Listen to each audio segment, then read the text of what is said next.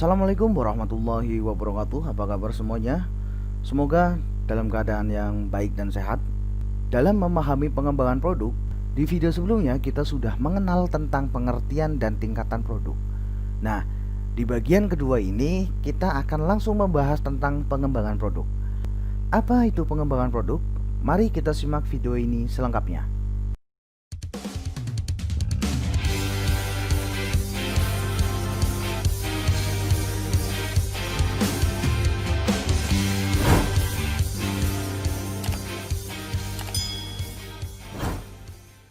Pengembangan produk atau product development.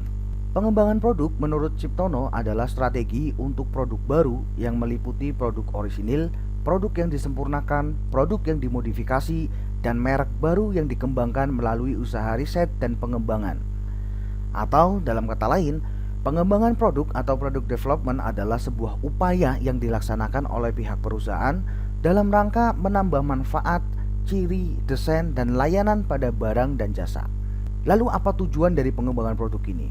Tujuan pengembangan produk menurut Kotler dan Keller adalah yang pertama, untuk memenuhi kebutuhan baru dan memperkuat reputasi perusahaan, yaitu dengan menawarkan produk yang lebih baru daripada produk sebelumnya. Kemudian yang kedua, untuk mempertahankan daya saing terhadap produk yang sudah ada, yaitu dengan jalan menawarkan produk yang dapat memberikan jenis kepuasan yang baru. Bentuknya bisa bertambah terhadap lini produk yang sudah ada maupun revisi terhadap produk yang telah ada. Sedangkan menurut Alma, tujuan pengembangan produk yang pertama adalah untuk memenuhi keinginan konsumen. Yang kedua, untuk menambah omset penjualan. Yang ketiga, mendayagunakan sumber-sumber produksi. Yang keempat, untuk memenangkan persaingan. Yang kelima, untuk meningkatkan keuntungan dengan pemakaian bahan yang sama. Yang keenam, untuk mendayagunakan sisa-sisa bahan. Yang ketujuh, untuk mencegah kebosanan konsumen. Dan yang terakhir, untuk menyederhanakan produk pembungkus. Nah, jadi sebenarnya tujuan dari pengembangan produk adalah untuk memberikan nilai maksimal bagi konsumen, memenangkan persaingan perusahaan dengan memilih produk yang inovatif, produk yang dimodifikasi, serta mempunyai nilai yang tinggi baik dalam desain warna, ukuran, kemasan, merek, dan ciri-ciri lainnya. Nah, setiap perusahaan harus mempunyai strategi dalam melakukan pengembangan produk. Hal ini bertujuan agar produk yang akan dikembangkan dapat sesuai dengan kebutuhan perusahaan dan konsumen yang sudah ada, tetap tertarik dengan penawaran yang diberikan oleh suatu perusahaan, serta menarik konsumen baru. Nah, menurut Kotler dan Keller, strategi pengembangan produk terdapat beberapa jenis. Yang pertama adalah memperbaiki yang sudah ada. Dalam hal ini, perusahaan menggunakan teknologi dan fasilitas yang ada untuk membuat variasi dan memperbaiki produk yang ada. Dalam menggunakan cara ini, perusahaan tidak memiliki resiko yang besar karena hanya akan melakukan perubahan yang menyeluruh. Kemudian yang kedua, memperluas lini produk. Jenis pengembangan produk dilakukan perusahaan dengan cara menambah item pada lini produk yang sudah ada atau menambah lini produk baru. Kemudian yang ketiga adalah menambah produk yang ada. Nah, perusahaan dalam hal ini menambah atau memberikan variasi pada produk yang telah ada dan juga memperluas segmen pasar dengan melayani berbagai macam konsumen atau pembeli yang memiliki selera yang berbeda-beda. Yang keempat, meniru strategi pesaing. Nah, pada cara ini perusahaan meniru kebijakan pesaing yang dianggap menguntungkan, seperti halnya dalam penetapan harga. Kemudian yang kelima adalah menambah lini produk. Biasanya perusahaan memerlukan dana besar dalam penambahan produk baru yang tidak ada kaitannya sama sekali dengan lini produk yang telah ada, karena produk yang belum pernah diproduksi sebelumnya, serta dalam hal penggunaan fasilitas-fasilitas untuk mempromosikannya memerlukan proses yang baru pula. Sedangkan menurut Ciptono, strategi pengembangan produk yang pertama adalah strategi peningkatan kualitas. Produsen dapat meningkatkan daya tahan produk atau dengan meningkatkan kehandalan dan kecepatan pelayanan terhadap konsumen. Kemudian yang kedua, strategi peningkatan keistimewaan. Nah, produk ada 4 indikator yang dapat meningkatkan keistimewaan suatu produk, seperti kualitas bahan yang dipakai, keanekaragaman, kenyamanan dalam pemakaian suatu produk bagi penggunanya, dan aksesoris tambahan. Kemudian strategi yang ketiga adalah strategi peningkatan gaya produk. Produsen bisa meningkatkan nilai suatu produk dari segi pemilihan warna produk tersebut, rancangan atau desain yang menarik, dan yang terakhir adalah kemasan yang dapat memberi nilai tambah bagi produk tersebut. Nah, ada beberapa tahapan yang harus dilalui dalam melakukan pengembangan produk. Tahapan yang pertama adalah tahapan pemunculan gagasan. Nah, pemunculan gagasan yaitu tahapan mencari gagasan-gagasan baru dalam rangka menciptakan produk baru. Langkah-langkah dalam menciptakan gagasan baru dengan cara brainstorming, yaitu sesi kelompok kecil yang melakukan stimulasi gagasan. Selain itu, juga melakukan analisa produk yang telah ada atau bisa melalui survei konsumen. Nah, kemudian tahapan yang kedua adalah penyaringan gagasan.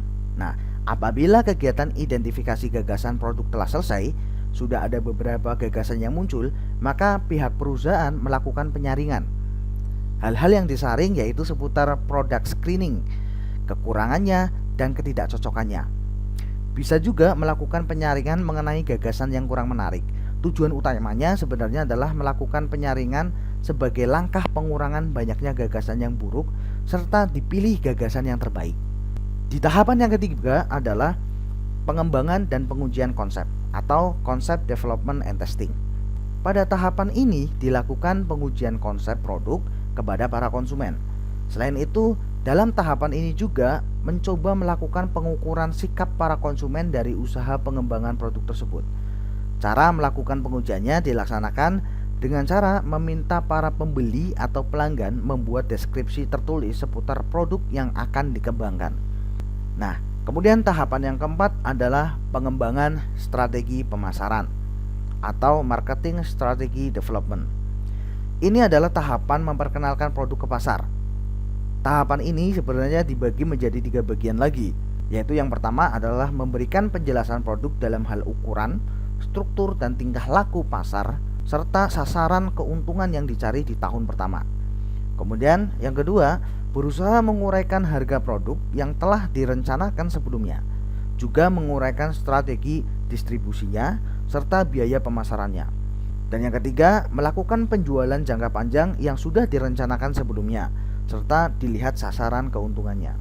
Kemudian tahapan yang kelima adalah tahapan analisis bisnis atau bisnis analisis.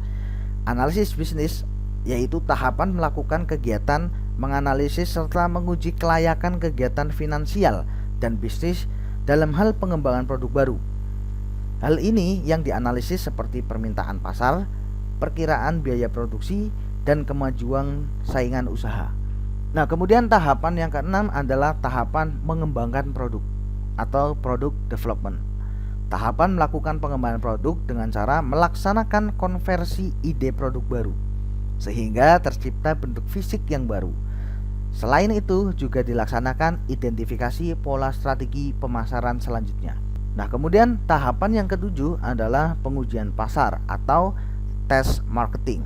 Tahapan ini dengan melaksanakan konstruksi produk, packaging, melakukan pemilihan brand positioning, dan usage testing atau tes kegunaan.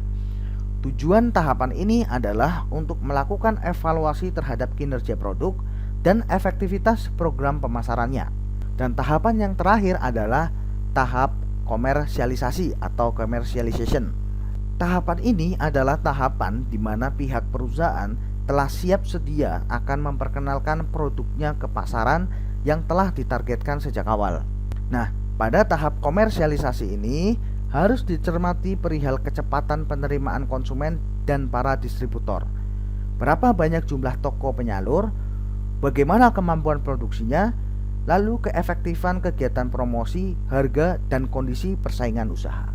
Inilah 8 tahapan dalam pengembangan suatu produk. Selanjutnya ada sebuah kuis. Setelah memahami tentang tujuan, jenis, dan tahapan dalam pengembangan produk, menurut kalian faktor apa saja yang bisa menghalangi atau menghambat dalam pengembangan produk itu? Nah, coba tulis jawaban kalian di kolom komentar di bawah ini. Sekian dari saya, semoga video ini bisa bermanfaat untuk kalian. Terima kasih. Wassalamualaikum warahmatullahi wabarakatuh.